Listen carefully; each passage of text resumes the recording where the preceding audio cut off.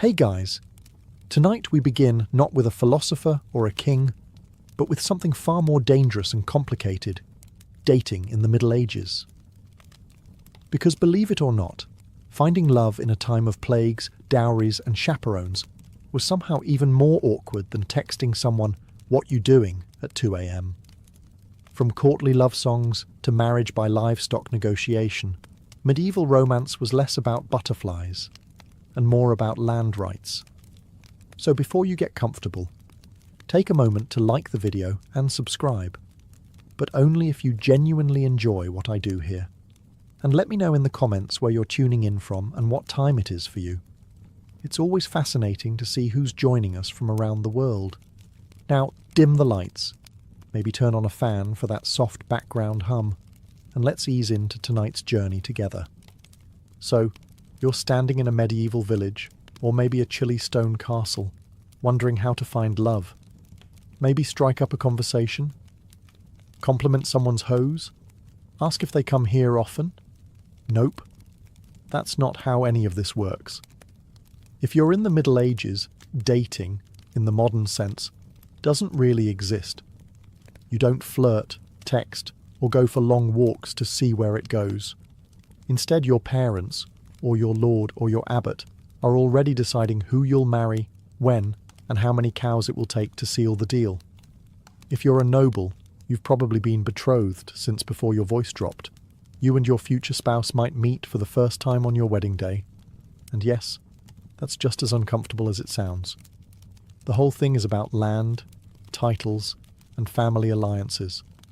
Not compatibility or how good they are at lute solos.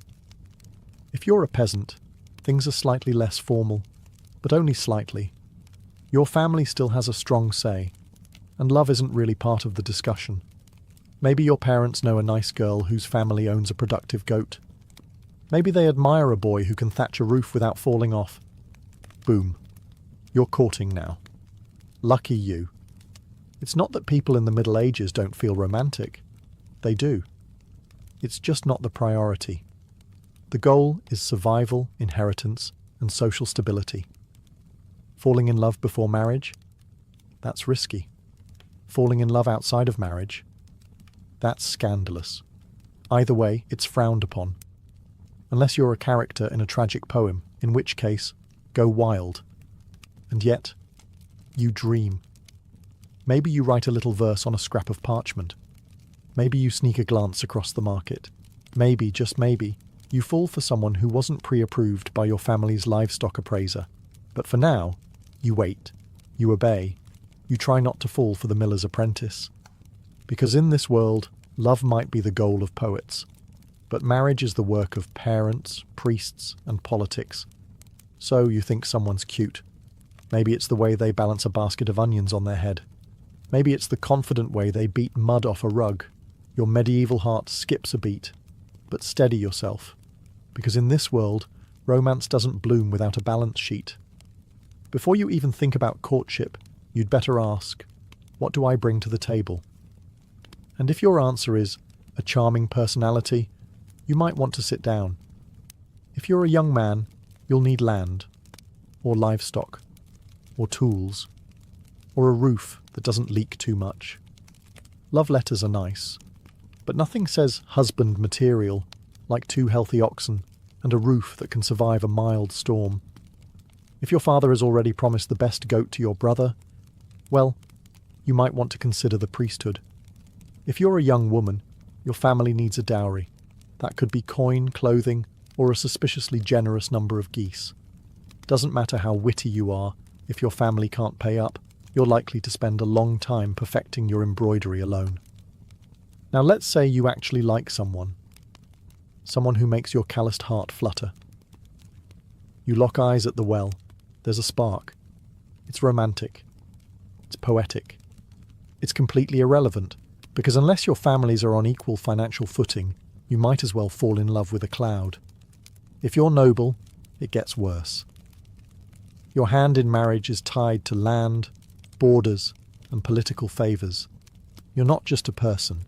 You're a walking treaty. Congratulations. Even peasants aren't safe. Marriage is practical. You don't marry for butterflies. You marry because your pig pen borders someone else's wheat field. You dream of passion. You settle for irrigation rights. And yet, you try. Maybe you offer a small gift, a carved spoon, a handful of berries, or your finest slightly cracked mug. Maybe they smile, maybe they don't. But the truth remains. In medieval dating, economics is the flirting, and love is just a bonus you hope your spouse develops eventually. So let's say you're not a peasant worrying about pigs or a noble dealing with treaties. Let's say you're a knight. Shiny armour, big horse, questionable poetry skills. What's your love life like? Welcome to the strange and emotionally exhausting world of courtly love.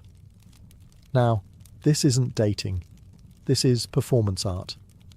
Courtly love was a noble pastime, part flirting, part spiritual suffering, and entirely impractical. You, the brave knight, choose a noble lady, usually one who's already married, and vow to adore her from afar. Not physically, of course. That would ruin everything. No, you're supposed to suffer. Elegantly. You might compose a few tortured verses about her silver laugh, or how her hair burns like the sun, which, in medieval terms, means she has hair and didn't insult your family. You wear her colours at tournaments. You pine. You sigh. You occasionally joust someone just because he glanced at her too long. The lady's role? She's supposed to pretend this is all very flattering while maintaining a level of icy detachment that would terrify a glacier. She may respond with a letter, a token, maybe a ribbon, but mostly she'll just be mysterious and unattainable, which is the entire point. The emotions are high, the actual contact, minimal.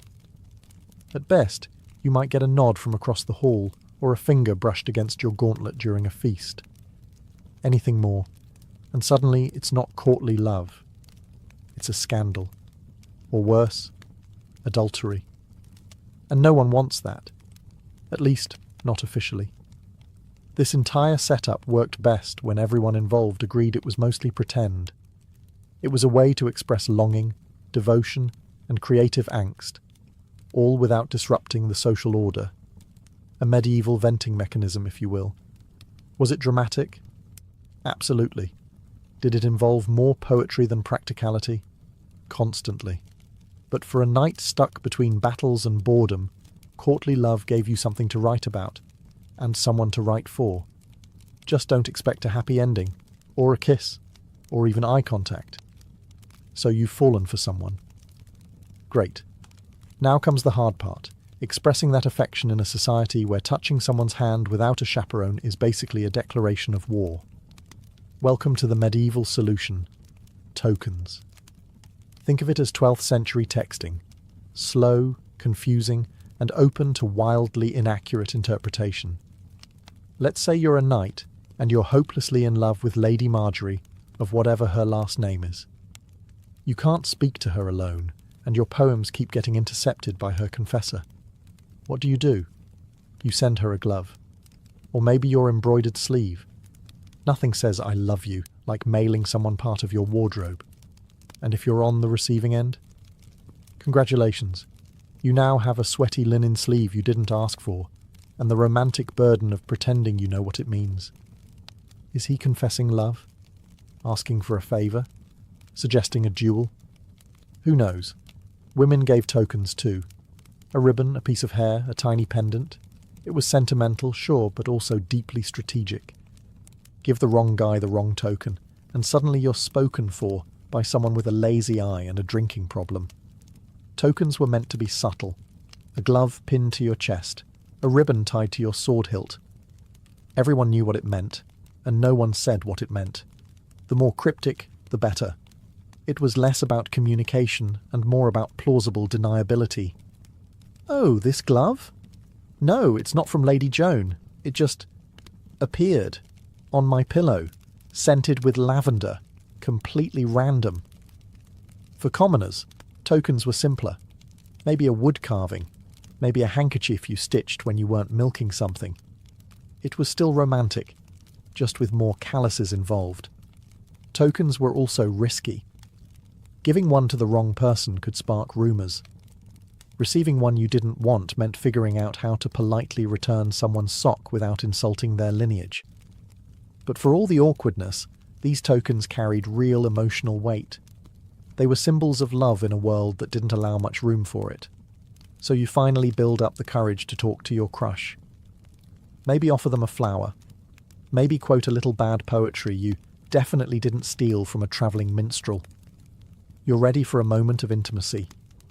Unfortunately, you're not alone. Welcome to the world of medieval dating surveillance, where love is never blind. It's heavily monitored by your mother, your priest, a nosy cousin, and sometimes all three at once. Let's say you're a young woman of marrying age. You're never just going for a walk. You're going for a walk with Margaret and her terrifyingly strict aunt, who's already judging your posture. Even if you're simply fetching water, someone is watching. Someone is always watching. It's less dating, more espionage. And if you're a man trying to court someone, better hope you have the approval of her family, her parish priest, and the local gossip network. You show up at her house with flowers? Her father's behind the door, sharpening something. Her mother's pretending to stir a pot that hasn't boiled in 3 hours, and the village priest just happens to be passing by on his way to morning prayers at sunset. The logic behind all this supervision was simple. Protect virtue, preserve family honour, and absolutely prevent any unsanctioned touching, especially before marriage, especially alone, especially ever. Chaperones were there to monitor innocent interactions. Group outings, monitored, walks, supervised, sitting within a 2-metre radius of each other on a bench, only if someone's grandmother is knitting nearby and pretending not to listen. The church, of course, had opinions, lots of them. It regulated courtship the way a bouncer regulates a nightclub. Priests gave sermons about proper conduct and wrote lengthy treatises on the dangers of flirtation. Yes, that's right. Medieval clergy published anti-flirting manuals. Imagine someone copying those out by candlelight while monks silently judge you from across the scriptorium. Even letter writing wasn't safe. Some monasteries opened love letters just to screen for moral content. That's right, divine censorship. So if you want to fall in love, you'll have to get used to doing it quietly, and in the presence of your entire extended family, and possibly God. So, you're in love. Or at least medieval in love, which is mostly longing, confusion, and a lot of pacing near windows. You've exchanged glances across a feast. Maybe they picked up your dropped handkerchief and didn't immediately throw it into the fire. The tension is unbearable. But you still can't speak freely. There are chaperones, priests, mothers lurking like emotional border patrol agents. So what do? You write a letter. Ah, yes, the secret love letter. The most dangerous piece of parchment since the excommunication notice. This is your chance to confess your heart, using the most cryptic, overly poetic language possible. Because you can't just say, I like you. You must say, my soul is a stag, pierced by the arrow of your grace, roaming the forests of yearning. Naturally, if you're literate, which, let's be honest, isn't a given, you pen your message on vellum or rough parchment. If you're really dedicated, you dust it with flower petals or perfume. Just be careful with that. One noble accidentally used a love letter to wrap a herring and delivered it to the wrong girl. They're married now. It's fine. Now comes the problem of delivery. You can't just hand it over. You need a courier, a loyal servant, a bribed monk, or a younger sibling with limited understanding of consequences. Sometimes even a minstrel would do the job, singing your poem in the town square while pretending it was anonymous. Subtle. And the poetry? Risky. Very risky. The line between romantic and heresy was thinner than a monk's patience during Lent. If your metaphor even hinted at anything physical, you might find yourself confessing to both lust and literary exaggeration. But despite all the rules, people did write. Some letters survived. Some poems were copied and passed around like forbidden fruit. In a world of rigid roles and constant supervision, a folded scrap of words could feel revolutionary. So you write, you risk it, you press your trembling hand to the parchment and say everything you can't say aloud. Just don't sign it too clearly. You want romance, not a church trial. Finally, a break, a feast day, a harvest festival, a maypole dance. In short, a rare moment when your life isn't just work, prayer, and pretending you're not interested in the blacksmith's daughter. Today, you're allowed to flirt. Sort of. As long as no one sees. Or everyone sees, but pretends not to. Welcome to medieval festivals, where romance blooms under the watchful eyes of everyone you've ever met, and 3 chickens. Festivals were one of the few socially approved moments when men and women could mingle, laugh, and, dare we say, make eye contact. There's music, there's ale, there's someone wearing a flower crown with dangerous confidence. You've never seen so many people not pretending to be miserable. If you're a peasant, you might try to impress your crush by winning the sack race, catching a greased pig, or juggling 3 stale rolls of bread. Nothing says, "I'm available," like falling off a hay bale with dignity. Dancing was your best shot at actual physical contact. The rules were rigid, but a well-timed spin or a not-quite-accidental hand graze could say more than any poem. The maypole dance, for example, was basically a giant excuse for coordinated flirtation wrapped in ribbons and plausible deniability. And if you're noble? Your version of flirting at a festival involved less hay and more poetry. You might compose a verse on the spot, compare your lady's eyes to twin candles, or other glowing things, and offer a trinket. Hopefully not one that was clearly made by your servant 5 minutes earlier. Food helped too. Offer your beloved a meat pie, or share a honey cake. If they accept it with a smile, you're doing well. If they hand it to their dog, start over with someone else. But remember, everything you do, someone is watching. A parent, a priest, a bard with a big mouth. One misstep, and your flirty smile becomes a youthful indiscretion discussed at church for the next 6 weeks.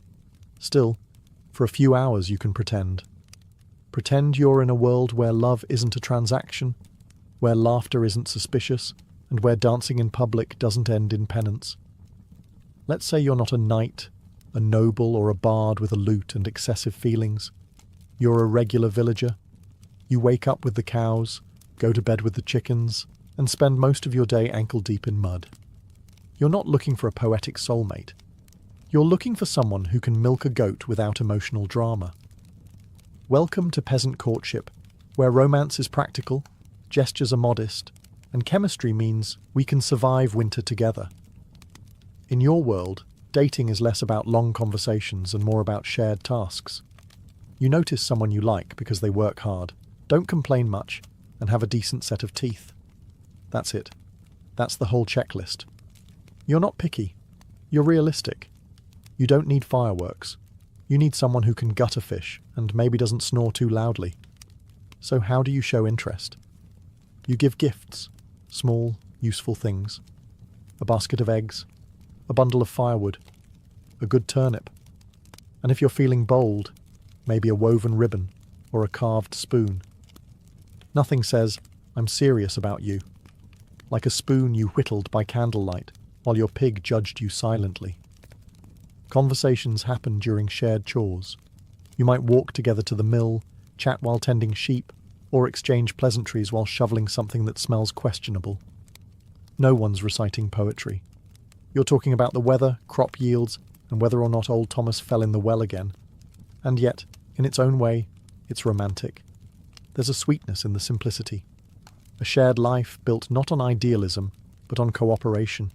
You know each other's strengths, weaknesses, and how fast they run when a goat escapes. Proposals often came quickly. If you both agreed, and the families did too, marriage followed. Maybe you moved into a shared hut. Maybe you built a new one from scratch with help from the village. You brought your best blanket. They brought a goat. Together, you began the strange miracle of domestic survival. It's not glamorous, but it's honest. You've done it. You found someone who can cook, clean, tolerate your family, and doesn't visibly recoil at the sight of your feet. True love, right? Now it's time to get married, which, in medieval terms, means you're entering into a contract. Not a dreamy vow under the stars. A legally binding transaction, often negotiated with all the passion of a livestock auction. If you're a peasant, it's still a big deal. You gather a few witnesses, talk to the local priest, and try not to trip over the Latin during the ceremony. But behind the sweet-sounding blessings is a serious checklist. Dowry, land rights, who gets the cow, and what happens if someone dies during planting season. Ah yes, romance. If you're from the upper class, buckle up. Your marriage is a full-blown legal negotiation. Your parents, their parents, the priest, a scribe, maybe a cousin who once studied law. They're all in on it. The bride and groom, mostly just standing nearby, looking decorative and nodding when spoken to. You may or may not have even met the person you're marrying. Your family has done the math. Your estate needs her fields, her dowry balances your debts, and both of your coats of arms look good next to each other. Love is optional. The merger is not. And once you're married, it's permanent. Divorce isn't really a thing unless you can prove someone wasn't baptized, was secretly related to you, or died and forgot to mention it. Annulments existed, but they required a lot of paperwork, a bit of luck, and a solid bribe. Still, not everything is bleak. Some couples genuinely grew to love each other, shared chores, raising children, surviving winters. These things have a way of building affection, or at least tolerance, which, in medieval terms, is basically the same thing. The church was involved in every step. Marriage was a holy sacrament, one of the 7 big ones. You didn't just marry for legal reasons, you married because God needed a witness. Possibly 2. So you stand, exchange vows, and smile as someone hands over a sack of onions and calls it a blessing. So, let's say you've had enough.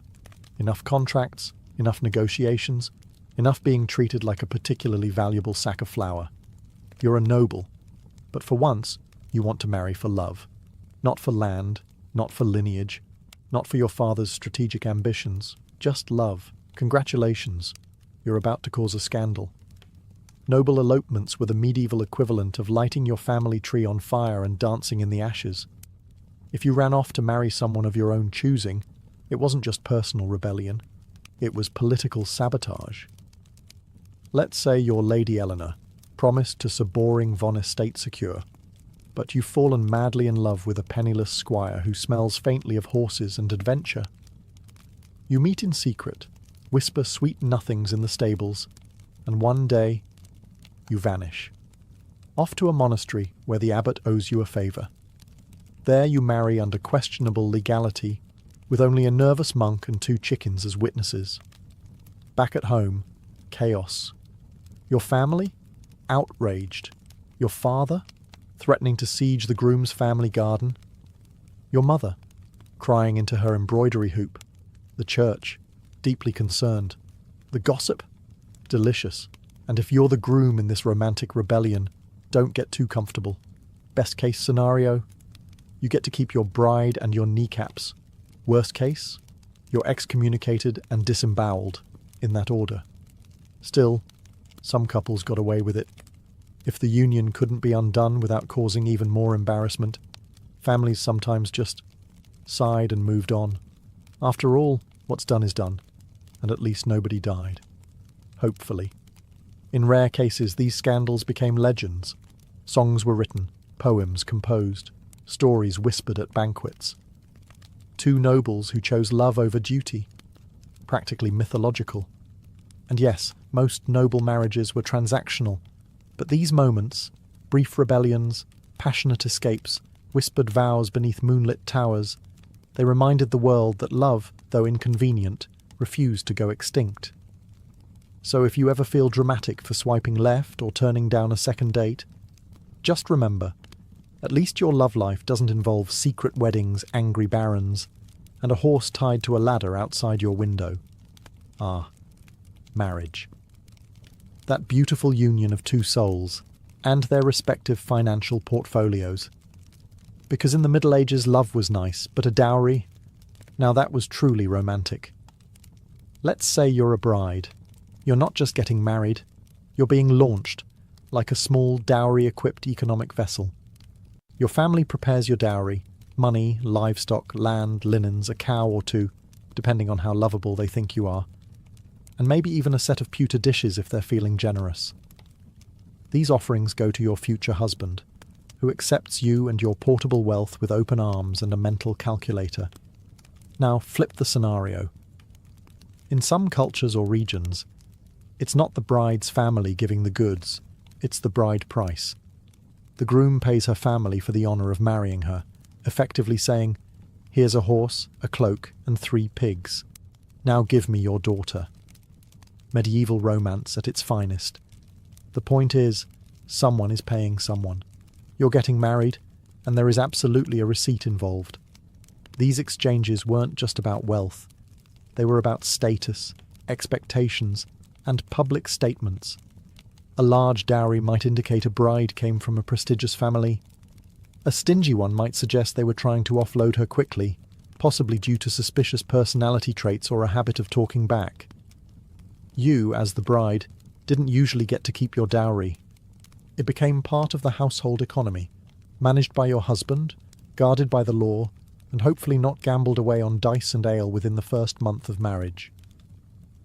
If the marriage ended, through death, annulment, or your husband wandering off to join a monastery after midlife regret, your dowry could theoretically be returned.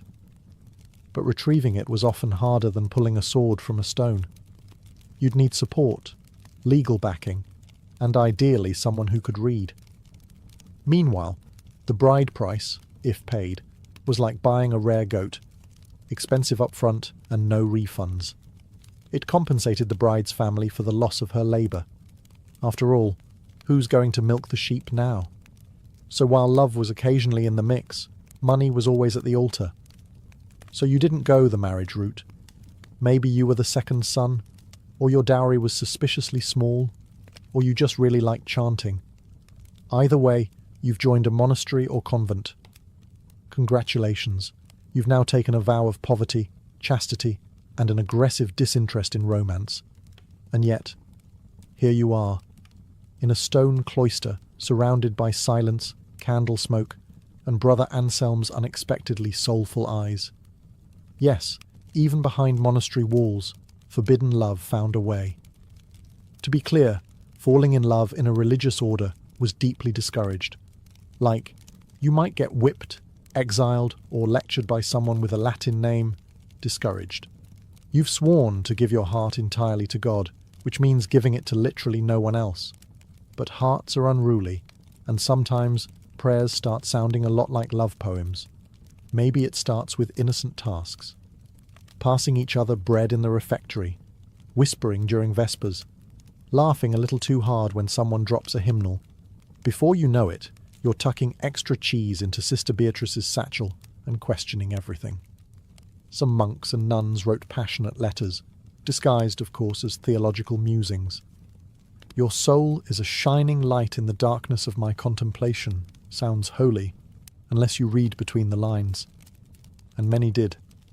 There were, inevitably, scandals, secret meetings in the herb garden, midnight confessions that weren't strictly sacramental, and the occasional gasp-worthy discovery of a nun with a suspiciously round belly. The punishment, usually harsh: exile, public penance, or being reassigned to some far-off abbey known mostly for sheep and silence. Still, not all stories ended in disgrace. Some lovers escaped. A few even got married after being defrocked. Most, though, returned to their cloisters, red-faced and redevoted, swearing that the whole thing was just an overzealous theological debate. Because in the end, monastic life was about discipline. But humans are humans, even in robes, even in silence. And sometimes a quiet glance across the chapel was more thrilling than any tournament or courtly poem. You did it. You got married. There was a priest, a pig roast, and someone spilled mead on your mother's only nice cloak. But now it's been a few months, or years, and something feels off. Maybe your spouse snores like a dying lute. Maybe they forgot to mention their chronic gambling problem. Or maybe you just realised that marrying for land and sheep doesn't automatically result in romantic bliss. Either way, welcome to the world of medieval marital disappointment. Now, don't go reaching for the divorce papers, because they don't exist. At least, not in any form you'd recognise. Marriage was a sacred and unbreakable bond, approved by the Church, sealed by God, and enforced by public shame. You could try for an annulment, but you'd need a very good reason. We don't get along doesn't cut it. You'd have to prove that one of you was underage, already married, too closely related, which happened disturbingly often, or, best case scenario, never consummated the marriage, which meant someone had to confirm that fact, in writing, possibly under oath. Good luck. If you're a noble, it gets messier. Your marriage wasn't just personal, it was political. Trying to escape it could start a feud, ignite a scandal, or launch a minor war. Best to just quietly resent each other and attend separate feasts. So what do unhappy couples do? Mostly they just endure. You sleep in different beds. You sigh dramatically at dinner. You pour your feelings into embroidery, or that one really angry psalm. Passive aggression becomes your love language. Of course, affairs happened, usually quietly, sometimes spectacularly. Nobles had secret lovers. Peasants had suspiciously helpful neighbours. The Church condemned it, of course, but that didn't stop people. It just made them better at sneaking around barns and blaming things on God's mysterious will. For women, getting out of a bad marriage was especially hard. Even if your husband was violent or vanished, society expected you to stay loyal, silent, and mildly pious while surviving off bread crusts and disapproval. Still, some people made it work. Marriages weren't always happy, but they could become partnerships, forged by hardship, habit, and the shared experience of hauling firewood in the rain. Let's say your spouse dies. Maybe it was the plague. Maybe a farm accident. Maybe they tripped over a goose in the dark. However it happened, you're now widowed. And suddenly, the medieval dating pool opens back up. Being a widow in the Middle Ages was oddly liberating. Not do whatever you want liberating, but certainly more freedom than you had before. For women, especially, widowhood often brought a taste of independence, managing land, making decisions, even speaking in public without being immediately shushed. And if you were young-ish and still had teeth, you could remarry, quickly, very quickly. Mourning periods existed, but so did survival instincts. A widow with land and no husband was basically a walking treasure chest. Suitors appeared with alarming speed, some sincere, others just very enthusiastic about your dairy cows. If you're a man and recently widowed, society practically pushes you back into marriage. Who else is going to cook, clean, and raise the 11 children you somehow accumulated? So you start looking. Maybe the baker's daughter, maybe that quiet widow who always brings suspiciously good mead to market. Romance in second marriages could be surprisingly sweet. This time around, you're older, wiser. You're not being pushed into an alliance. You're choosing someone to survive with. Maybe even someone you like. Wild concept. Of course, there were rules. The Church frowned on remarriage that happened too quickly. Like, your spouse isn't cold yet. Quickly. And widows often had to negotiate with family over dowries and inheritance. Nothing says romantic second chance like arguing with your brother-in-law over who keeps the butter churn. But still, second marriages were common, even expected.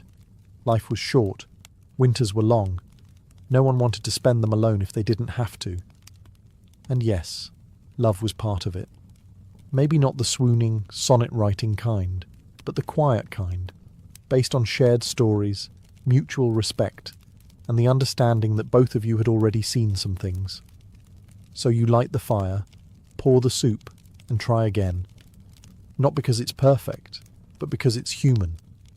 You've made it this far, survived the contracts, the courtships, the chaperones, and possibly a dramatic barn elopement. But before you fall for someone new, ask yourself the most medieval question of all. Are you cosmically allowed to love this person? Because in the Middle Ages, love wasn't just a matter of the heart. It was a matter of stars, bones, and whether or not your grandmother saw a fox this morning. Let's begin with astrology.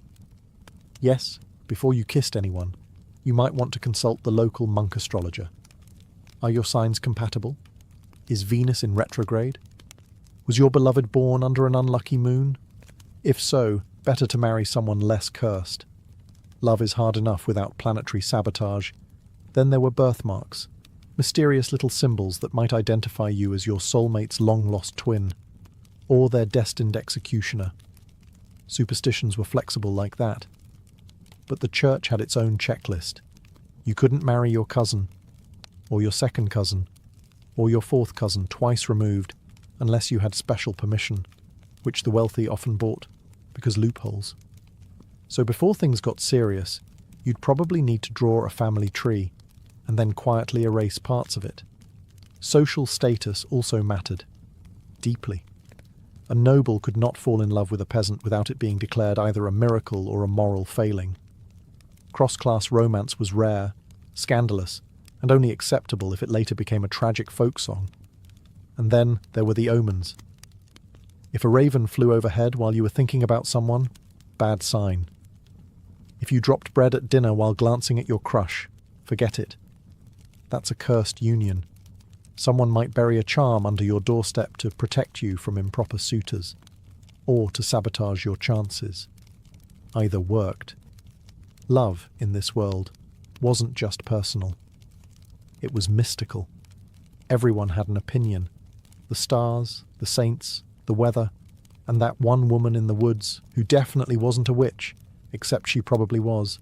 But despite all the rules, signs, and whispered warnings, people still loved. Clumsily, bravely, often against advice. Because medieval or not, the heart remains wonderfully disobedient. You've probably heard of Alexander the Great, maybe even Julius Caesar, but have you ever heard of the woman who allegedly chopped off the head of Cyrus the Great and dunked it in blood? Her name was Thamyris, and she didn't rule from a throne gilded in gold or within high-walled cities. No, her court was the open sky, her army was the wind, and her power came not from titles, but from pure, unshakable authority. She was queen of the Massagetae, a confederation of nomadic tribes who roamed the steppes of Central Asia. Think horse archers, tattooed warriors, ritual feasts, and battlefield justice. Thamyris didn't inherit her power from a pampered courtier system. She rose through grit, leadership, and possibly a healthy dose of "don't mess with me" energy. Her people were tough, accustomed to harsh winters, long migrations, and enemies on every side. But even among such people, she stood out. She was a warrior, a lawgiver, and a ruler in her own right. No husband overshadowed her. No brother guided her hand. Now, to be clear, much of what we know about Thamyris comes from the Greek historian Herodotus, a man not exactly known for his strict fact-checking. But if even a fraction of his account is true, then Thamyris wasn't just a queen. She was a storm in human form. At the heart of her story is this. A foreign superpower was growing stronger by the day. The Achaemenid Persian Empire, led by Cyrus the Great.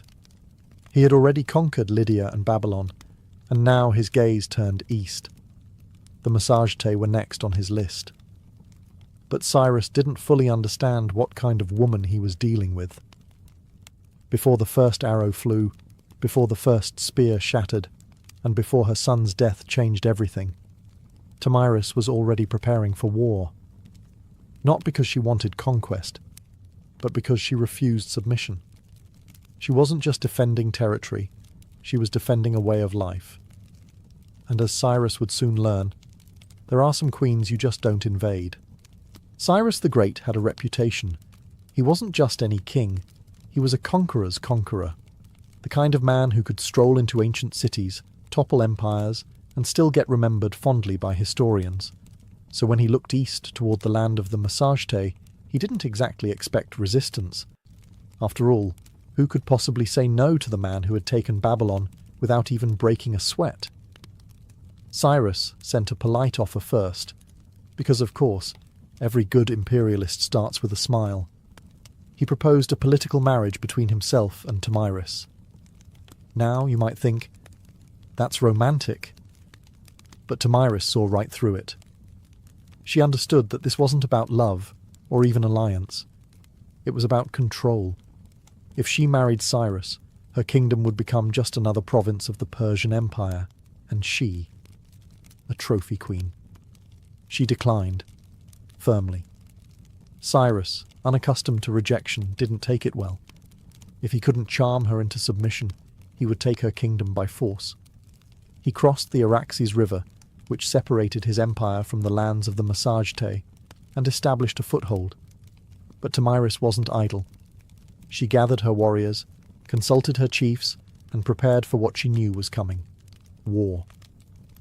Then came the bait. Cyrus, under the guidance of his general Harpagus, laid a trap.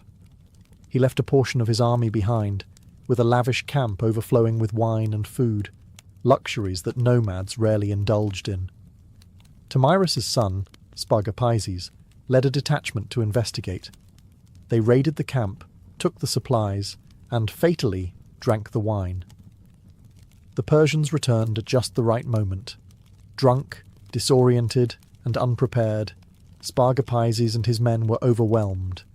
He was captured alive. When Tomyris heard the news, her world cracked. This wasn't just a military loss. It was personal. Her son, her heir, was now a prisoner in Persian hands. She sent a message to Cyrus. "Give me back my son, and leave. If you do not, I swear by the sun, the master of the Massagetæ, I will give you your fill of blood." Cyrus didn't listen. Spargapizes, ashamed of his capture, killed himself in Persian custody. Tomyris had just lost her only son, and now she was out for blood. Grief is a powerful thing. But grief mixed with fury, that's the recipe for absolute devastation. When Tomyris learned her son Spargapizes had taken his own life in Persian captivity, something inside her snapped. This was no longer about borders, pride, or even independence. This was war soaked in vengeance. And Tomyris wasn't one to grieve quietly. She didn't retire to her tent in mourning robes or weep by the fire. No, she mounted her horse, sharpened her weapons, and swore an oath that would echo through history.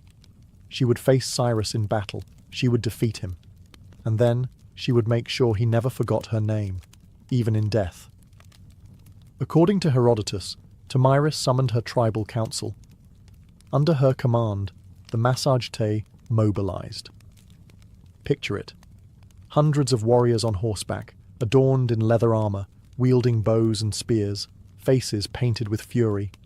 They didn't march like a Persian army, they moved like a storm, swift, chaotic, and with deadly precision. This time, she set the trap. Cyrus, perhaps overconfident from his earlier deception, underestimated her resolve. But Tomyris knew his tactics now. She studied his movements, waited for the right moment, and then unleashed everything. The two armies clashed in what Herodotus describes as one of the bloodiest battles of the ancient world.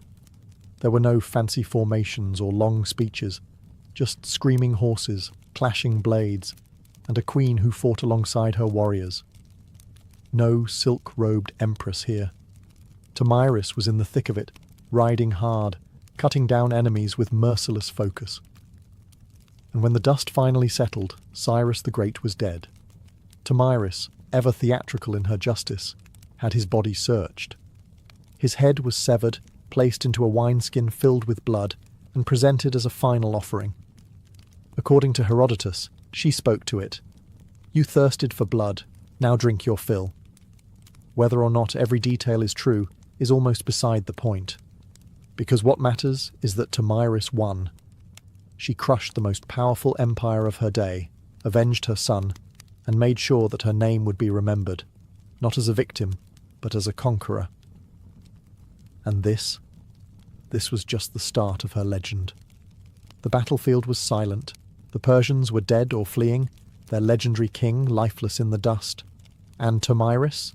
She didn't celebrate like a conqueror. She didn't parade through Persepolis or carve her face into coins. Instead, she stood over Cyrus's body, her vengeance fulfilled, but her heart still broken. Victory, it turned out, didn't bring peace. The Massagetes had won more than just a battle. They had turned the tide of empire. The death of Cyrus the Great sent shockwaves across the ancient world. In Babylon, Egypt, and the far corners of the Persian realm, rumours swirled. The unstoppable king had fallen, not at the hands of another great empire, but by a nomadic queen who had no throne, no palace, just fury, grit, and a cavalry of warriors who would ride into hell for her. And yet, Tomyris didn't exploit her victory for conquest. She returned to her people with the same pragmatism she ruled with.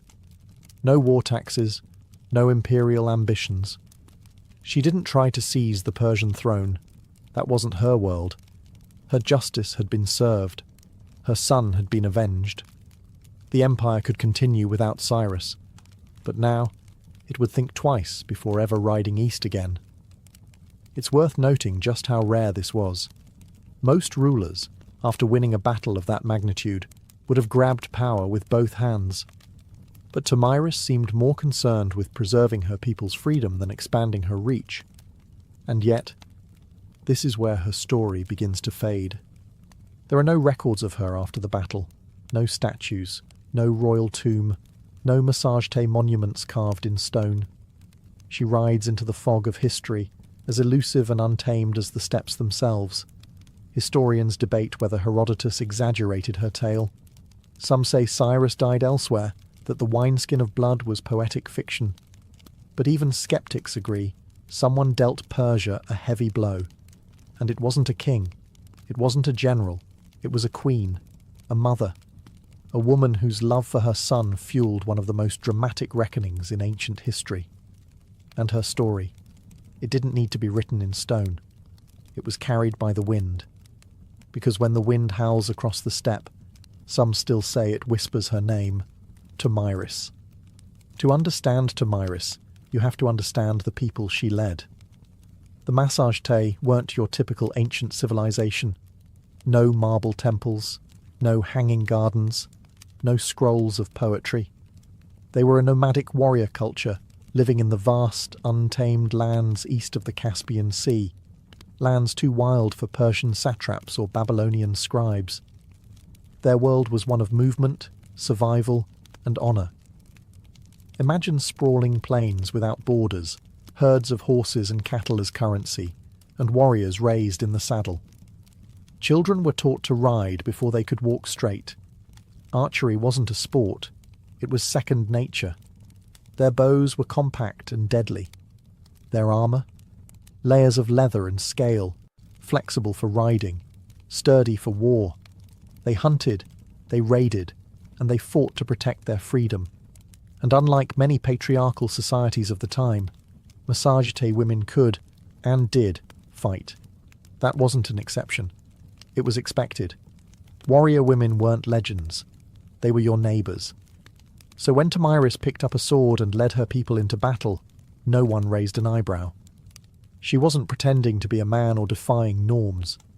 She was the norm, just sharper, smarter, and far more dangerous than most. Their society valued strength, but also justice. Crimes were punished harshly, but fairly. Property was communal in many ways. What mattered was loyalty to the tribe and the ability to defend it. Kings and queens ruled, yes, but through consensus, not tyranny. Leaders had to prove themselves through deeds, not bloodlines. And as for religion, they were sun worshippers. Tomyris, in her famous warning to Cyrus, swore by the sun, the master of the Massagetes. The sun was life, light, and justice, the divine judge of all oaths. To break one's word was to spit in the face of the heavens. In short, Tomyris wasn't some anomaly. She was the ideal embodiment of her people. Fierce, principled, proud. She didn't rise to power in spite of being a woman. She rose because she was exactly the kind of leader the Massagetes revered. While the Persians had bureaucracy, the Massagete had freedom, and in one brutal, history-defining clash, that freedom held its ground. Because when you come from a land where the wind never stops, and the sky is your only ceiling, submission is simply not an option. You know what's strange? Everything we know about Tomyris, her battle with Cyrus, her son's death, the wineskin full of blood, it all comes from one man, Herodotus. Now, Herodotus is often called the father of history, which sounds great until you realize he's also the father of hearsay, myth, and dramatic flair. The man loved a good story, and if that story involved divine omens, gory revenge, or queens shoving heads into blood, well, even better. So, how much of Tomyris's tale is true? That depends on how much you trust a Greek writing decades after the events, who had probably never met a single Massagete in his life. Herodotus relied on second-hand accounts, travellers' tales, and whatever rumours were circling the Persian Empire. To him, history wasn't just a record, it was a performance. Still, here's the thing. He chose to tell her story. In a world brimming with male warlords, tyrants, and kings, Herodotus went out of his way to spotlight a steppe queen who brought down one of the greatest rulers in history. That's not nothing. But let's zoom out. Why did this tale spread so widely? Simple. It had everything. A noble woman, a tragic son, a cunning enemy, a battle to the death, a gory finale worthy of any Greek tragedy. If you were living in Athens or Thebes and heard this tale from a travelling bard, you'd remember Tomyris forever, not because she wore a crown, but because she dared to defy a superpower and won. And over time, her story morphed. Medieval chronicles painted her as a savage Amazon. Renaissance artists depicted her drenched in blood, holding Cyrus's head like a trophy. She was exotic, fearsome, iconic. Yet through all the retellings, something real clings to her legend.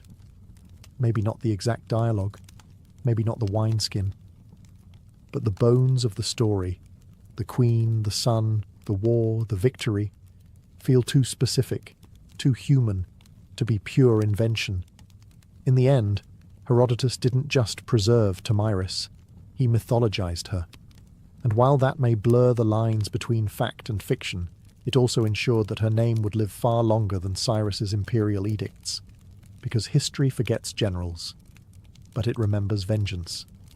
For a queen with no surviving monuments, Tomyris has haunted the imagination of empires for over 2,000 years. Renaissance painters adored her. She was a dramatic muse, perfect for the bloody climax of a canvas. In 1622, Rubens painted her calmly holding a severed head, while courtiers looked on in awe. In another, she stands regal and composed, while Cyrus's decapitated head is ceremonially dunked into a golden vessel brimming with blood. Tasteful? Maybe not. Memorable? Absolutely. To European artists, Tomyris wasn't just a historical figure. She was symbolism incarnate. A woman who punished pride, a savage noble, a cautionary tale. A feminist icon, depending on who was holding the brush. She could represent the righteous fury of a mother, the barbarism of the East, or the wisdom of a ruler who refused to be bought. Writers loved her too. In the 18th and 19th centuries, she appeared in plays, novels, and philosophical tracts. Enlightenment thinkers debated whether she was proof that women could govern wisely, or a reminder of what happens when emotions rule leadership. Either way, she stayed in print. But oddly enough, her own people left no records. The Massagete faded from history, absorbed or erased by later nomadic cultures. No carved inscriptions, no burial mounds with gold plaques saying Tomyris was here. Her memory survived entirely through outsiders' eyes, and yet she kept reappearing. In Soviet-era Central Asia, Tomyris was reclaimed as a symbol of resistance against imperialism. Statues of her were erected in Kazakhstan and Turkmenistan. Modern scholars re-evaluated her not as a bloodthirsty barbarian, but as a legitimate head of state, a woman who ruled, led armies, and negotiated from a position of strength. She has appeared in everything from documentaries to video games. In one moment, she's a playable leader in a strategy game. In the next, she's being analysed in academic journals on gender and power. That's range. And here's the strange part. We still don't even know what she looked like. No coins, no busts, no carvings. But we know what she stood for. Strength, vengeance, autonomy, legacy. In a world that forgets queens who behave, Tomyris is remembered because she did not. She didn't ask to be part of history's art gallery. She kicked the door down and posed for the bloodiest portrait ever painted. Tomyris wasn't the first woman to lead warriors into battle, and she certainly wasn't the last. But history tends to treat women like her as exceptions, isolated flashes of power in a man's world. The truth? Tomyris was part of a long, often overlooked lineage of women who ruled through the sword. Let's rewind a bit. Before Tomyris, there was Shamuramat, the Assyrian queen who may have inspired the mythical Semiramis, builder of cities, slayer of rebels.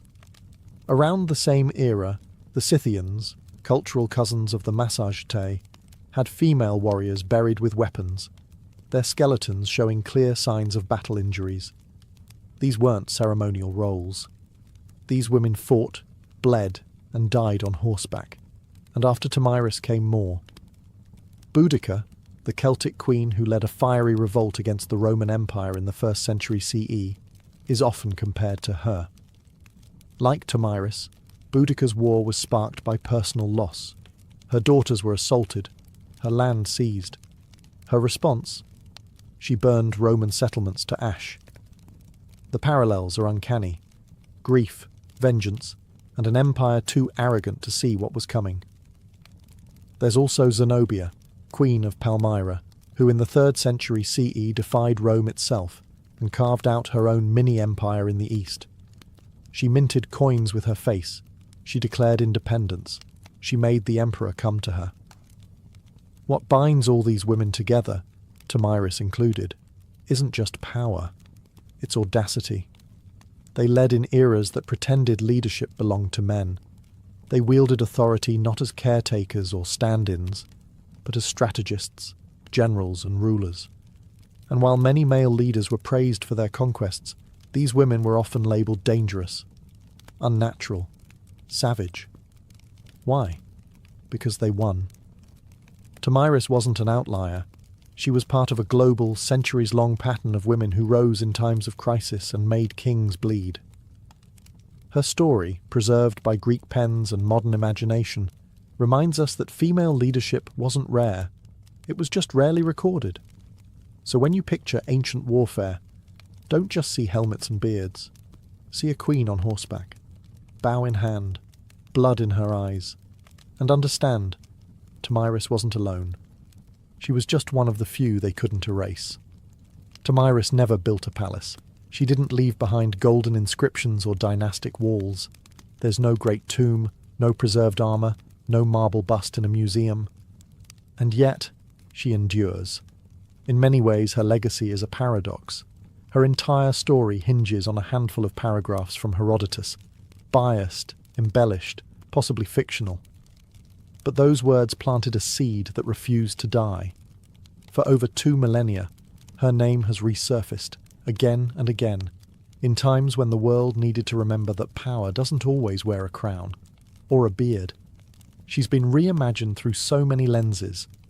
To Renaissance Europe, she was the noble savage, a warning to tyrants. To modern Central Asia, she became a folk hero, a symbol of resistance and national pride, especially in countries still reckoning with colonial and imperial pasts. Statues of her rise from plazas in Kazakhstan. Children learn her name in school books. Politicians quote her when invoking strength and independence. But beyond symbolism and myth, there's something undeniably human about her story. It's about a mother who lost her son. It's about a leader forced to choose between surrender and survival. It's about a person who, when cornered by one of the greatest powers the world had ever seen, chose to fight, and won. In a world that often erases the names of warrior women, Tomyris persists like a blade buried just beneath the surface, always ready to be unearthed by a new generation hungry for stories of untamed defiance. She reminds us that history isn't just kings and empires. It's also mothers and queens, grief and revenge, dirt and blood. It's the silent moments after battle, when a woman stands alone in a field littered with corpses, knowing she has changed the course of the world, but will never be fully believed. And that might be her greatest legacy, the refusal to be forgotten. No statues, no problem. Her name still rides on the wind of the steppes. Her story still makes emperors look mortal. And her legend still whispers the warning, "Come for me, and you'll drink your fill of blood." So the next time you hear of a great king's downfall, remember, sometimes the final blow comes not from a rival empire, but from a queen on horseback, lost to history, but never truly gone. Imagine a life where your walls are made of felt, your roof is stitched from hide, and your front door opens to the horizon. There are no cities, no farmland, no stone monuments to pass on to the future, just the rhythm of hooves, the whisper of grass, and the ever-changing sky. For ancient nomadic cultures, permanence was a myth, and mobility was strength. From the Eurasian steppes to the Arabian deserts, ancient nomads shaped entire civilizations without leaving a single marble temple. These weren't rootless wanderers. They were strategic movers, guided by the seasons, the grazing patterns of their herds, and an intimate understanding of terrain. Their homes were yurts, tents, or wheeled wagons, foldable fortresses designed for life on the move. Cattle, sheep, goats, and most of all horses were the pillars of nomadic life. A person's wealth was counted in livestock, not land. Horses were more than tools. They were companions, weapons, and status symbols. To ride well was to survive. To ride best was to rule. But being mobile didn't mean being disorganized. Nomadic societies had complex social structures. Power usually flowed through clans and tribes, with leadership often based on merit and influence rather than strict heredity. A chief or khan might rise through tactical brilliance, oratory skill, or sheer charisma. Loyalty was personal, earned in campfire councils and on wind-scoured battlefields.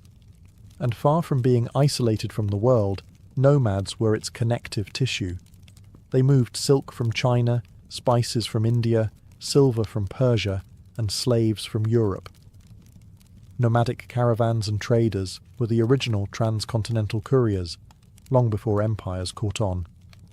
And when trade broke down, they raided, swift, strategic, and terrifyingly efficient. Their history wasn't written in stone. It was sung, recited, and remembered. Elders passed down legends and laws through oral tradition. A tribe's entire legal system, history, and identity could be carried in the mind of a single bard or elder. Stories weren't entertainment. They were instruction, governance, and identity. In the eyes of empires, nomads were unpredictable, alien, and dangerous. But to themselves, they were guardians of freedom, masters of adaptation, and heirs to the wind. They left few ruins behind, but they reshaped the world every time they rode. Long before the Mongols thundered across Eurasia, the Scythians ruled the wind-swept steppe. Between the 9th and 2nd centuries BCE, these nomadic warriors dominated the lands stretching from the Black Sea to the edges of Central Asia. To the Greeks, they were fearsome horsemen and exotic barbarians. To themselves, they were a people of freedom, vengeance, and pride. Scythian society was built around mobility and violence. Their horse culture was unmatched. Boys learned to ride before they could walk properly. Their weapons were practical and deadly. Short composite bows, ideal for shooting while galloping at full speed, curved swords, battle axes, and iron-tipped spears. The Scythian warrior wasn't just a man either. Archaeological finds confirm what Herodotus hinted at. Women fought too. Some graves reveal female skeletons buried with weapons, showing battle wounds that only came from real combat. They didn't build cities, but their kurgans, burial mounds, have preserved their legacy. Beneath these mounds, archaeologists have found gold, intricate tattoos on preserved skin, embroidered garments, and elaborate weaponry. Their art style, full of swirling animals and predatory symbolism, reflects a life bound to nature and the hunt. But the Scythians weren't just wild raiders. They were diplomats, mercenaries, and traders, especially with Greek colonies along the Black Sea. They sold furs, slaves, and grain, and in return imported wine, pottery, and luxury goods. Greek writers both admired and feared them. Herodotus wrote of their strange customs, like drinking the blood of enemies or using scalps as napkins. But he also praised their justice and loyalty to kin. Their religion was primal and animistic. They worshipped gods of war, fire, and fertility. Some rituals involved cannabis smoke, others horse sacrifice. Their worldview was cyclical and tied to the land, not in terms of ownership, but sacred movement. Eventually, they faded. Pressured by other nomadic groups like the Sarmatians, and boxed in by growing empires, the Scythians dissolved into history. But they set the standard for the steppe warrior archetype. A mobile, deadly, fiercely independent fighter with no master and no fixed home. They didn't write books. But when you see a mounted archer silhouetted against the steppe, that shadow is Scythian. They were the storm before the empire. While the Scythians ruled the grasslands, the Bedouins carved their legacy into sand. Originating in the vast deserts of the Arabian Peninsula, the Bedouin were not merely wanderers. They were engineers of survival, mastering some of the most inhospitable terrain on earth. Unlike the mounted thunder of steppe nomads, the Bedouin life was quieter, more deliberate. It was built around the rhythms of the desert, drought and rainfall, grazing routes, and the movements of stars. Their home was the black goat hair tent, or Beit el-Sha'ar, portable, breathable, and easy to pack. Life moved with the camels, known as the ships of the desert. Camels were transport, food, clothing, and currency all at once. The Bedouin were famed for their tribal structure. Everything revolved around the clan. Loyalty to kin came before all else. Honour, or sharaf, wasn't just a word. It was the social glue. A single insult could start a blood feud. But generosity to guests, karam, was just as sacred. A stranger could expect food, water, and protection for 3 days. No questions asked. Their warfare was rooted in the raid, or gazu, fast, strategic attacks designed to capture goods and livestock without unnecessary bloodshed. Battle wasn't about mass slaughter. It was about survival, prestige, and honour. A successful raid elevated a man's status. A failed one could stain a tribe's reputation for generations. But Bedouin life wasn't all conflict and sandstorms. It was rich in oral tradition. Poets were warriors of words. Their verses preserved history, shamed enemies, and praised heroes. Poetry was passed from memory to memory, often performed in song-like cadence around the fire. Some poems became tribal lore, others became legacy. Trade caravans also passed through Bedouin lands. These tribesmen served as guides, protectors, and sometimes smugglers, moving goods like incense, spices, and silk from southern Arabia to the Levant and beyond. They knew every oasis, every star path. Their knowledge was legendary and expensive. Though many Bedouins later integrated into cities and empires, they maintained a fierce sense of identity. Even today, the black tent and tribal codes remain symbols of Bedouin pride. They weren't just survivors of the desert, they were its soul. No nomadic people have ever reshaped the world quite like the Mongols. In the 13th century, these steppe riders erupted out of the plains of Mongolia and carved out the largest contiguous land empire in history. But their roots were no different than the other nomadic cultures they followed. Mobile, clan-based, and fiercely adaptive. Life on the Mongolian steppe was brutal and demanding. The Mongols lived in gurs, circular felt tents that could be assembled in under an hour and packed onto a cart the next morning. Their herds, horses, yaks, goats, sustained them, and their children were raised in the saddle. Riding was a skill learned before literacy. In fact, most Mongols couldn't read, but they didn't need to. Their knowledge was encoded in songs, proverbs, and memory. What made the Mongols different was how they weaponized mobility. Under Genghis Khan, tribal divisions were shattered and reorganized into a new merit-based system. Loyalty to tribe was replaced by loyalty to the Khan, and with that, the world changed. Mongol warfare was a ballet of speed and deception. Their horse archers could fire accurately at full gallop, fake retreats to lure enemies and travel over 100 miles a day. But they weren't just raiders, they were strategists. They used scouts, spies, signal flags, and psychological warfare with terrifying precision. Once they began conquering cities, they adapted quickly. Siege engineers from China and Persia joined their ranks. The Mongols learned how to build catapults, flaming arrows, and battering rams, and used them with chilling efficiency. But here's the twist. They weren't just destroyers. The Mongol Empire connected the world in ways never seen before. They revived and protected the Silk Road, ensuring safe passage from China to Europe. Goods, ideas, and even diseases like the Black Death travelled their vast network. They introduced paper currency, passport systems, and religious tolerance across their realm. A Muslim merchant, a Christian priest, and a Buddhist monk could all travel safely under Mongol rule, as long as they didn't rebel. And yet, they remained nomads at heart. Even as they governed empires, Mongol rulers still returned to their tents, their herds, and the open steppe. They conquered cities, but never truly belonged to them, because no matter how high they climbed, they always rode with the wind at their backs. To the sedentary empires, nomads were either useful or dangerous, and sometimes both at the same time.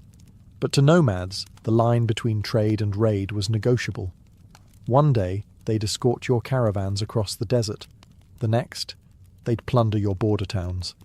It all depended on the mood, the season, and how well you paid. Trade was vital to nomadic life. Most nomads couldn't grow grain or make pottery. They needed tools, textiles, spices, and luxury goods. In exchange, they offered livestock, furs, leather, salt, and exotic items like falcons or rare horses. Some traded directly with empires. Others operated as middlemen between distant regions, forming crucial links along the Silk Road, incense route, and other transcontinental paths. But these weren't simple merchant caravans. They were armed convoys, ready to defend themselves or attack, depending on the situation. A tribal leader might negotiate with a border governor one week, then raid his storehouses the next. Empires called this treachery. Nomads called it options. The Scythians, for example, traded grain and gold to Greek cities along the Black Sea, but if a city tried to cheat them, they burned it. The Bedouins protected incense and spice caravans across Arabia. Unless someone failed to pay protection fees, then the camels changed direction. The Mongols under Genghis Khan initially tried peaceful trade with the Khwarezmian Empire, but when their merchants were executed, they responded by annihilating entire cities. To the nomadic mind, trade was personal and political. It wasn't just business, it was a reflection of respect. If a sedentary kingdom treated the nomads as equals, commerce thrived. If they disrespected them, the punishment was swift, and usually on horseback. This tension gave rise to a strange relationship. Border economies. Towns and cities on the edge of nomadic zones often became hybrid spaces, half military outpost, half market. Governors bribed chieftains, tribes traded news, horses, and intelligence. Sometimes marriages were arranged to seal fragile peace. This dance between trade and raid wasn't a flaw in nomadic life. It was a feature. It allowed them to negotiate power without occupying territory, to influence empires without building them, and to remain fluid in a world that worshipped walls. They didn't need to conquer cities. They just needed cities to keep watching the horizon. In a world without libraries, scrolls, or printing presses, how do you preserve your history? For nomadic cultures, the answer was simple and incredibly powerful. You remember it. Oral tradition wasn't just a storytelling tool for ancient nomads. It was their library, courtroom, constitution, and mythos, all rolled into one. From the Scythian grasslands to the Mongol plains and the Bedouin deserts, memory was sacred, and the tongue was sharper than the sword. Elders were more than old men and women. They were archives in human form. They knew lineages stretching back a dozen generations, war stories that shaped tribal identity, and proverbs that guided decisions in peace and battle alike. These weren't campfire tales told for amusement. These were lessons, warnings, and laws. Among the Bedouins, poetry was king. A well-crafted verse could shame an enemy, honour a fallen warrior, or settle a dispute. Poets, or sha'ir, were advisors to tribal leaders, remembered more clearly than many chiefs. Their words could ignite war or stop it cold, and their memory? Flawless. Entire epics were passed down word for word, generation after generation. The Mongols were no different. The great work known as The Secret History of the Mongols was first preserved orally, only written down later. It tells not just the rise of Genghis Khan, but the cultural values of loyalty, fate, revenge, and ambition that defined their world. It isn't a dry historical record. It's a living saga, originally recited by heart to teach and unify. Even the Scythians, who left almost no written records, maintained detailed oral accounts of their migrations, battles, and alliances. When Greek writers like Herodotus described their tales, they were capturing echoes of a far older spoken tradition. History passed through campfires, not chiselled in stone. Oral tradition had its risks. Memories faded, stories evolved. But it also had one massive advantage. It lived. It was adaptable, flexible, and deeply human. It allowed nomadic societies to retain identity even after migrations, defeats, or cultural absorption. Empires may have fallen and their archives turned to dust, but nomadic stories survived, not because they were written down, but because they were woven into breath. And as long as someone remembered, nothing was truly lost. In many ancient civilizations, women were confined to the background, silent, veiled, or confined behind palace walls. But in nomadic societies, the story was often very different. On the move, everyone worked, and that meant women held power too. From the Scythians to the Mongols, archaeological and historical evidence shows that nomadic women were not just mothers and wives. They were riders, warriors, shamans, diplomats, and clan leaders. Life on the move didn't allow for idle hands. Every member of the community, regardless of gender, had to contribute to survival, warfare, and governance. Take the Scythians, for example. Burial sites across the Eurasian steppe have revealed women buried with swords, arrows, and armour, their bones showing injuries from combat. These weren't symbolic burials. These women fought. Greek historians were so intrigued and terrified that they crafted entire myths about Amazons, fierce warrior women supposedly descended from these nomadic tribes. In Mongol society, women managed the encampments while the men were away raiding or conquering. But even at the highest levels of power, women left their mark. Genghis Khan's daughters and daughters-in-law often ruled territories, led armies, and conducted diplomacy. One of the most powerful women in Mongol history, Sorghaghtani Beki, was a strategist and kingmaker who raised emperors and brokered alliances. Among the Bedouins, women had fewer public leadership roles, but still wielded influence through poetry, family alliances, and the sacred traditions of hospitality. A woman's tent was her domain. Her ability to manage resources, uphold honour, and raise future warriors made her a central figure in tribal life. In some tribes, women could initiate divorce, control property, and even own camels, the ultimate symbol of wealth and survival. Religion also gave nomadic women spiritual authority. In various Turkic and Siberian steppe cultures, Female shamans played crucial roles as healers, spirit guides, and keepers of ancestral wisdom. They weren't fringe mystics. They were respected pillars of the community. In short, mobility created necessity, and necessity gave rise to equality, at least more than what was seen in most empires of the time. The unpredictable nature of nomadic life demanded flexibility. If a man fell in battle, a woman stepped up, without ceremony, without asking permission. In these windswept societies, a woman could be the hand that rocked the cradle and the hand that drew the bow. For nomadic peoples, spirituality was not tied to temples or sacred buildings. It was woven into the land, the sky, and the journey itself. When your life is in constant motion, your gods ride with you. Nomadic belief systems were typically animistic and nature-based, rooted in the cycles of the seasons, the behavior of animals, and the rhythms of survival. The wind wasn't just weather, it was a messenger. Mountains were guardians, rivers carried spirits, fire was sacred, life was a dialogue with the unseen. Among the Scythians, described by Herodotus, worship centered on a pantheon of gods tied to the natural world. Tabete, the goddess of the hearth, likely equivalent to Hestia, and Papaios, the sky god. Rituals often involved horse sacrifice, cannabis smoke, and sacred oaths sworn under open skies. Their spiritual world was visceral, earthy, and direct. No priests in robes, just warriors and shamans calling to the heavens.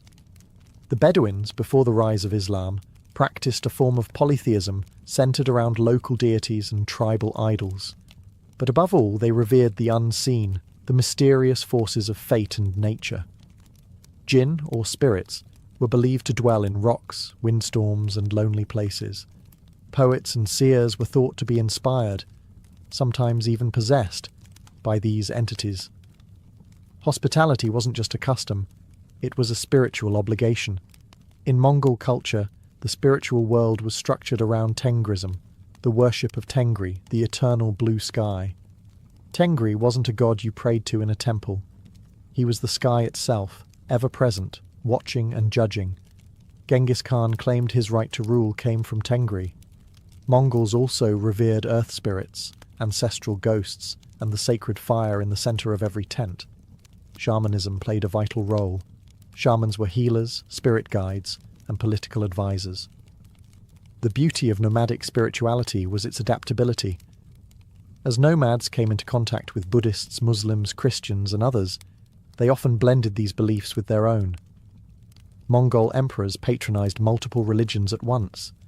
A Bedouin could follow Islamic law while still clinging to older, desert-rooted customs. Whereas cities built temples to contain the divine, nomads carried the sacred with them. Their gods moved, their rituals adapted, and their beliefs flowed like the rivers they crossed. Because to a nomad, faith didn't need four walls, just sky above, earth below, and memory in between. They didn't leave behind pyramids or cathedrals. You won't find their capitals on modern maps. And yet, the legacy of ancient nomadic cultures is written all over history, in the flow of trade, the scars of conquest, and even the languages we speak. Nomads were not historical footnotes. They were architects of disruption, reshaping entire continents through movement. The Silk Road? That wasn't just a route for silk and spices. It was a highway built by hooves, maintained by the diplomacy, muscle, and local knowledge of nomadic tribes. Without them, East and West might never have met. Empires feared them, and for good reason. The Scythians, Xiongnu, Turks, and Mongols all challenged the myth of urban superiority. Their victories exposed a fundamental truth. Mobility can outthink monuments. Where empires moved slowly, nomads adapted. When cities relied on walls, nomads relied on speed. But their influence wasn't only military. They acted as cultural bridges, carrying music, recipes, stories, and even religion from one world to another. Mongol rule brought Chinese printing technology to Persia. Arab Bedouin traditions shaped the early Islamic world, from language and law to poetry and honor codes. Turkic nomads laid the groundwork for the Ottoman Empire. The paths they rode became arteries of civilization. Even after their empires faded, their spirit endured. You can see it in modern horsemanship, in oral storytelling cultures, and in the values of kinship, resilience, and independence that still echo across the steppe, desert, and tundra. In many ways, they also serve as a warning. They remind us that no structure is permanent, not even the grandest empire. They proved that the wind could erase borders, and that power didn't need to be carved in stone to be real. Today, many nomadic peoples still exist, though fewer in number and often under pressure from modern borders, climate change, and urbanization. Yet their descendants carry traditions older than most nations: hospitality to strangers, reverence for animals, and stories that ride through generations like horses through fog. So when you study history, don't just look at the walls, the temples, the thrones. Look between them. That's where the nomads lived, and that's where history moved. In the mid-1800s, America was a country divided, not just by politics, but by terrain.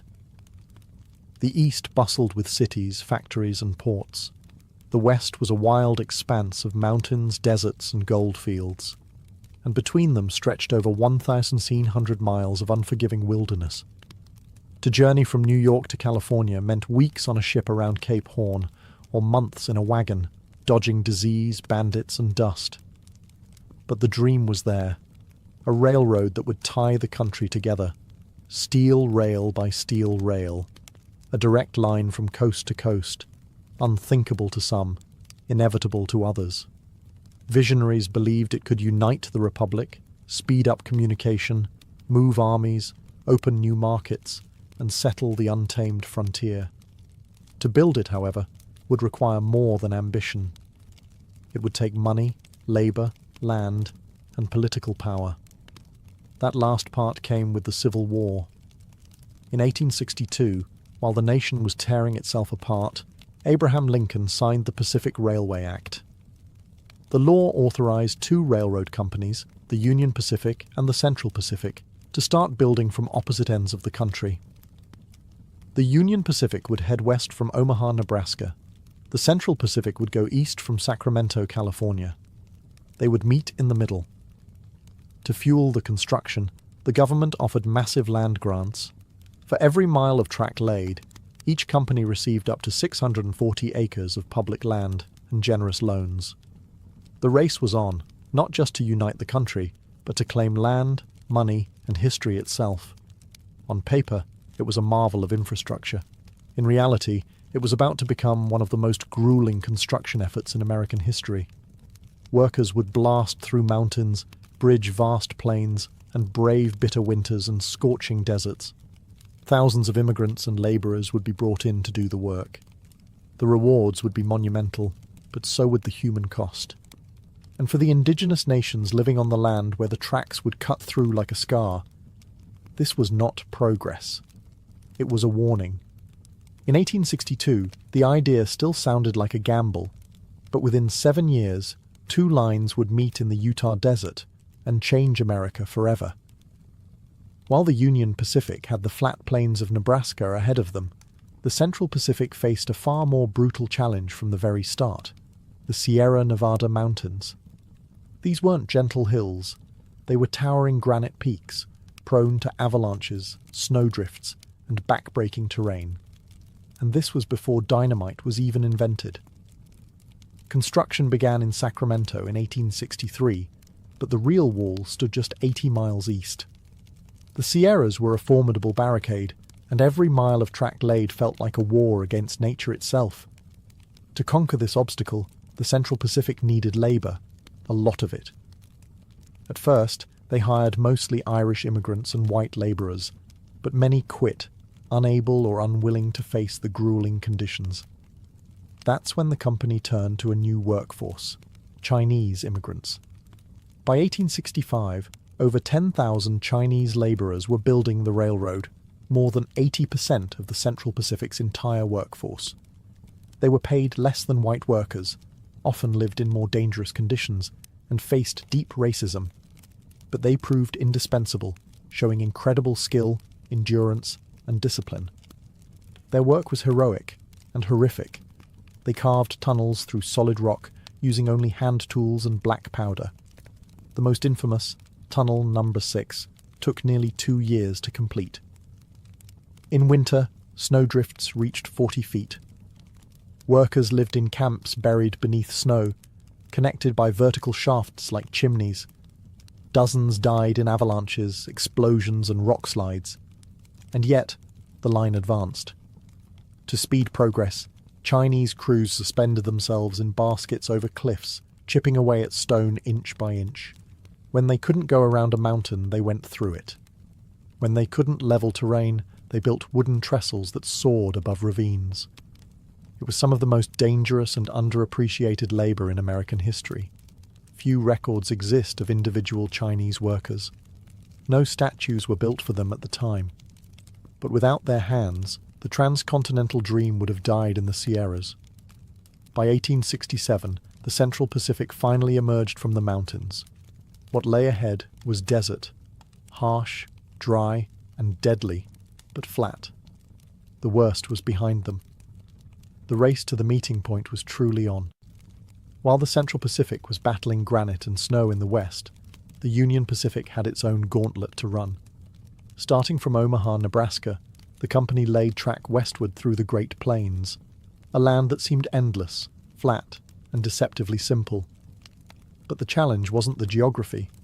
It was people, politics, and power. The Union Pacific hired largely Irish immigrants, former Union soldiers, and freedmen. Many were veterans looking for steady pay after the Civil War. Crews could lay 2, sometimes even 3 miles of track in a single day. The wide-open plains allowed speed, but they also exposed the workers to raids, starvation, and environmental extremes.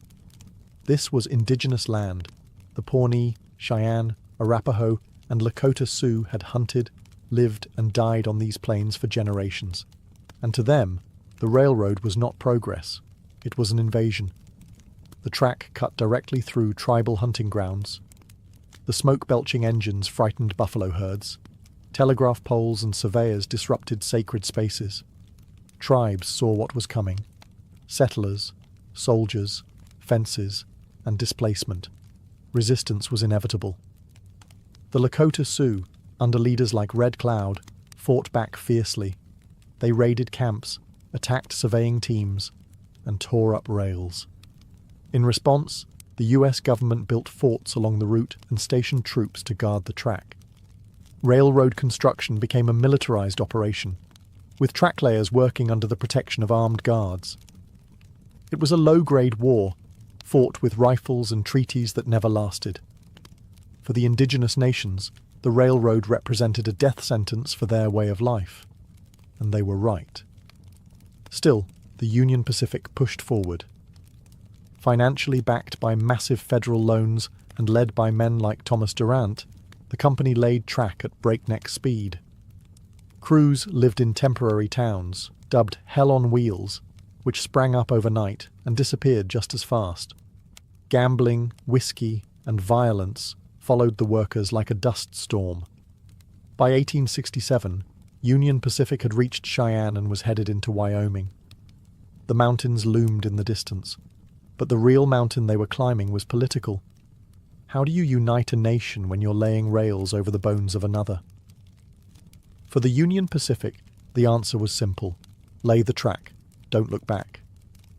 The story of the Transcontinental Railroad is often told with golden spikes and great men in top hats. But the real story? It's soaked in sweat, muscle, and pain.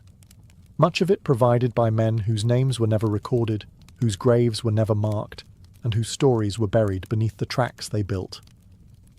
On the Central Pacific, it was the Chinese labourers who did the impossible. Nearly 15,000 of them, most hailing from Guangdong province, endured freezing temperatures, deadly explosions, and racial hostility while tunnelling through the Sierra Nevada. They earned less than white workers, received no recognition, and were often housed in separate, inferior camps. But they persisted. quietly, skillfully, and relentlessly. Despite being called weak and unfit by early skeptics, the Chinese crews soon proved to be the most reliable workforce on the railroad. They blasted rock, laid rail, built trestles, and cooked their own food, often staying healthier than their counterparts. Yet, when the last spike was driven at Promontory Point, none of them were invited to the celebration photo. Meanwhile, on the Union Pacific, Irish immigrants made up a large portion of the workforce. Many had survived famine and war, only to face new dangers on the plains. They fought off raids, laid track at incredible speed, and drank themselves to sleep in rickety tents. Their lives were hard, but their labour was essential. Former enslaved African Americans also worked the rails, some hired as freedmen seeking better lives. Their contributions, like those of the Chinese and Irish, went largely uncredited. Labourers of colour were exploited, but indispensable. This was a multinational workforce, building a nation with bare hands and broken backs. And then there were the cooks, blacksmiths, teamsters, and supply haulers, each playing a role in keeping the great machine of progress moving forward. None of them were executives, but without them, there'd be no golden spike. In the grand American myth, we tend to spotlight the visionaries and tycoons. But railroads weren't laid by dreams alone. They were laid by calloused hands, underpaid men, and marginalized workers, people who bent history with no guarantee they'd be remembered. They didn't build the railroad for glory. They built it to survive. By the late 1860s, the two railroad companies, the Union Pacific and the Central Pacific, were no longer just building tracks. They were locked in a frenzied competition, each racing toward an invisible meeting point somewhere in the Utah Territory. But this wasn't a gentleman's agreement. It was a war for land, money, and prestige. Why the urgency? Because of the way the government subsidies worked. For every mile of track completed, each company received federal land grants and hefty loans. The more track you built, the more profit you claimed. So naturally, both sides tried to outbuild the other, even laying parallel tracks in opposite directions, knowing full well that only one set would be used. It became absurd. Crews worked at breakneck speed. The Central Pacific, fresh off their victory over the Sierra Nevada, now blasted through the Nevada and Utah deserts. Meanwhile, the Union Pacific crossed rivers and high plains, skirting the edge of the Rocky Mountains. They even began laying track through areas they knew the government would eventually declare wasteful, just to secure funding. Work intensified to near manic levels. The Central Pacific's Chinese crews set a world record in April 1869. 10 miles of track laid in a single day, a feat unmatched even today. They accomplished this using synchronized teams, rotating shifts, and a rhythm honed through years of labour. Union Pacific crews, not to be outdone, pushed hard from the east, despite ongoing labour strikes, supply issues, and mismanagement from their financier, Thomas Durant, who was more interested in stock manipulation than railroad engineering. The two tracks finally neared each other at Promontory Summit in present-day Utah. Surveyors marked the site. Arrangements were made for a formal ceremony. Locomotives from both companies, Central Pacific's Jupiter and Union Pacific's No. 119, were brought face-to-face, cowcatcher to cowcatcher. Executives prepared speeches. A special golden spike was commissioned. Telegraph wires were hooked up to transmit the final hammer blows in real time across the country. But behind the celebration was the lingering reality. The race had been brutal, often reckless, and entirely driven by profit. The rails were now joined, but the scars they left behind, on land, labour, and lives, would remain for generations. Progress had a finish line, and both companies were willing to trample over anything to cross it. On May 10th, 1869, the windswept plains of Promontory Summit, Utah, became the centre of the American universe. A crowd of workers, officials, journalists, and railroad executives gathered to witness the momentous event, the joining of the Union Pacific and Central Pacific Railroads, the completion of the Transcontinental Railroad. Two gleaming locomotives stood nose to nose on the finished track, the Central Pacific's Jupiter and the Union Pacific's number 119. Between them lay a final rail, and at its centre, a golden spike, engraved with the words, "May God continue the unity of our country as this railroad unites the two great oceans of the world." Telegraph lines had been connected to the ceremonial hammer. Each blow would send an electric signal across the country. As Leland Stanford, representing the Central Pacific, raised the sledgehammer, Americans across the nation leaned in to listen. With each swing, the telegraph clicked. Done. Church bells rang, cannons fired, cities erupted in celebration. From New York to San Francisco, it was as if a national artery had been stitched together in real time. The East and West were no longer months apart. They were 7 days apart by rail. It was a stunning engineering achievement. The United States was now bound coast to coast by steel and steam. The symbolic significance couldn't be overstated. A young, post-Civil War nation had proven it could connect its fractured parts and march into a modern industrial era. But not everyone was part of the celebration. None of the Chinese workers who had laid most of the Central Pacific's track were invited to the photo. They had been excluded from the ceremony entirely, despite their role in accomplishing the impossible. The Irish labourers, freedmen, native guides, and other marginalised workers were also absent from the frame. In their place stood bearded men in frock coats, holding hammers and cigars. So while the country celebrated unity, the reality was more complex. The railroad did connect east to west, but it also sharpened divisions between races, classes, and cultures. It united markets, but at the cost of many human lives. The photo that day captured the official story of the railroad. But the real story? That was buried beneath the track. The completion of the Transcontinental Railroad didn't just shrink geography, it exploded the American economy. Almost overnight, the United States was no longer a bi-coastal nation awkwardly bridged by wilderness. It was now a single economic organism, pulsing with movement, commerce, and opportunity. Goods that once took months to transport by wagon or ship could now move from coast to coast in under a week. Agricultural products from the Midwest, wheat, corn, cattle, could be shipped westward to booming mining towns or eastward to the industrial cities. Manufactured goods flowed in the opposite direction. Rail cars replaced oxen. Steam replaced sail. What had once been an uncertain frontier was now a profitable supply chain.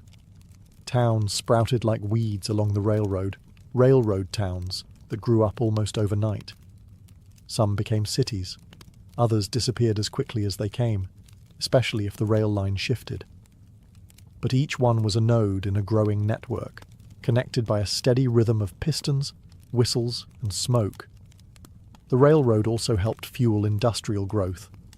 Ironworks, coal mines, timber mills all surged with demand. The need for rails, locomotives, and infrastructure created jobs across the nation. Steel barons and railroad tycoons got rich, bankers lined their pockets, and small-time entrepreneurs rode the wave, opening hotels, restaurants, and general stores along the line. Mail moved faster. News travelled across time zones in days instead of weeks. For the first time, the government could project real presence across the full continent, deploying troops, resources, and political influence wherever the rails reached. And let's not forget the human factor. Millions of people moved west. Immigrants from Europe who once landed in New York now saw a direct path to land and labour in California, Oregon, and the Western Territories. Homesteaders, prospectors, ranchers, and outlaws all rode the same steel road toward destiny. Of course, this boom wasn't evenly shared. Wealth flowed upward. Native lands were devoured. Labourers remained poor. But there's no denying it. The railroad transformed the US from a regional republic into a continental power.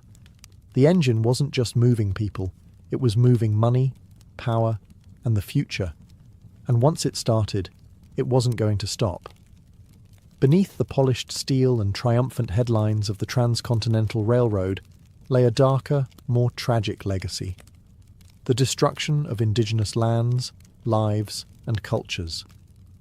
The railroad didn't just connect east and west, it sliced through native homelands, carving out routes through territories held by the Lakota, Cheyenne, Shoshone, Ute, and many others. What had once been open plains and sacred ground was now divided by rails, telegraph poles, and fencing. With each spike driven, native sovereignty was eroded. The impact was immediate and brutal. Buffalo herds, central to plains tribes' economies, diets, and spirituality, were slaughtered en masse to clear the way for trains and settlers. In some cases, passengers were encouraged to shoot buffalo for sport from moving trains. These herds, once numbering in the tens of millions, dwindled to near extinction in just a few decades. The railroad brought more than tracks. It brought settlers, soldiers, and surveyors. Towns popped up where there had been none. Homesteaders, empowered by the federal government, staked claims on tribal lands. What treaties hadn't taken, the railroad now absorbed. And with settlers came enforcement, military garrisons, sent to protect the tracks and suppress any resistance. Conflicts erupted. The Sioux, Cheyenne, Arapaho, and other tribes fought back in what became a series of bloody wars, some labelled uprisings, others outright massacres. From Red Cloud's War to the Battle of Little Bighorn, the railroads were both the battleground and the prize. Eventually, resistance was crushed. Indigenous nations were confined to reservations, often hundreds of miles from their ancestral lands. The psychological toll was immense. Sacred sites were desecrated. Hunting patterns were broken. Nomadic cultures, built around seasonal migration and vast open space, were forced into fixed locations under constant surveillance, and all of it was justified in the name of progress. The Transcontinental Railroad was hailed as a marvel of American ingenuity, but it came at the cost of 1,000 nations' dreams. It wasn't just the iron that cut through the land, it was the erasure of a way of life, replaced by timetables and timbers. History books often praise the railroad for uniting a nation, but for native peoples, it tore theirs apart. When the final spike was driven at Promontory Summit in 1869, it wasn't just the end of a railroad, it was the beginning of a new American identity, faster, hungrier, and increasingly shaped by steel and steam. The Transcontinental Railroad shrank the country. What had once taken 6 months by wagon or ship now took 7 days by rail. It changed how people moved, how goods were exchanged, and how the very idea of distance was understood. Suddenly, the concept of a coast-to-coast nation wasn't a dream. It was a daily reality. The railroad fueled the rise of time zones, created to coordinate cross-country travel and commerce. It reorganized agriculture, allowing farmers to send produce across state lines. It powered the Second Industrial Revolution, enabling raw materials to flow efficiently into urban factories. The rhythm of the country began to match the clatter of trains. Culturally, the railroad reinforced a sense of manifest destiny, the belief that America was meant to span from Atlantic to Pacific. It made expansion feel not just possible, but inevitable. With rails stretching across deserts, mountains, and plains, there was no longer a wild frontier. Everything felt reachable. Everything felt claimable. But the railroad also set the template for corporate power in America. Massive wealth accumulated at the top. Men like Leland Stanford, Thomas Durant, and Collis Huntington didn't just get rich, they shaped policy, bought politicians, and built empires. Corruption scandals like the Credit Mobilier affair exposed how deeply railroad interests were embedded in government. For labourers, the train tracks marked both opportunity and exploitation. For indigenous peoples, it marked the end of a world. For the environment, it brought radical change. Forests cleared, rivers bridged, buffalo nearly exterminated. Yet for all its costs, the railroad undeniably stitched the fabric of a modern America. It connected immigrants to opportunity, businesses to markets, and governments to distant territories. It transformed an experimental republic into a fully integrated nation. The iron rails didn't just carry passengers, they carried ambition, destruction, hope, and hubris. The railroad was both a triumph and a tragedy. And once those twin locomotives touched cowcatchers in the Utah desert, the country was never the same again. The nation was transformed, not by war or election, but by iron and fire.